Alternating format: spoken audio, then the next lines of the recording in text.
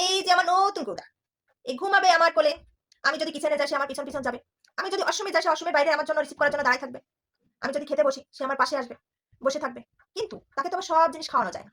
সে মাছ আর মাংস খায়। বর্তমানে তার মাছ খাওয়া অফ আছে। তার জন্য তাকে মাংস দিতে হয় ৩ বার। আমার ৩ বার তার জন্য মাংস গরম করা লাগে। তার জন্য আলাদা করে ভাত গরম করা লাগবে। তার জন্য পানি গরম করা লাগবে। ঠান্ডা পানি খাওয়ানো যাবে না। কত বড় একটা চাকরি আমার। এই আমার এই ক্ষুধার জন্য আমি করি না। এই যে এই ক্ষুধার জন্য যেটা করা লাগতেছে আমার। প্রতিনিয়ত তার খাবারে গরম গরম করে তার খাবার তার সামনে দিতে হচ্ছে। ঠান্ডা খাবার সে খাবেন না। কারণ সে তো বড়লোক।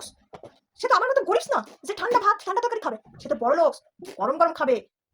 আর আরামের জায়গায় ঘুমাবে। এখন এখানে আরাম নাই যে কম্বল আছে, এই যে ধরে রাখছে কম্বল কিন্তু ছাড়ানো যাবে না, তাহলে কিন্তু আবার কোথাও উঠে যাবেন। দেখেন আমি এত কথা বলছি, ও কিন্তু এখন ঘুমানো, ওটা হচ্ছে আরামের জায়গা।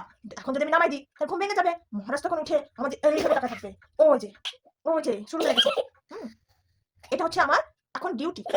আর এই কোথা সুযোগ দিচ্ছে না কোলে ওঠা, তার বাইরে নামাই দিছে কোলের থেকে দিয়ে সে আসে দখল করে গেছে, সেটা আমার জায়গা, এখানে আমি ঘুমাবো। কত বড় সাহস এর।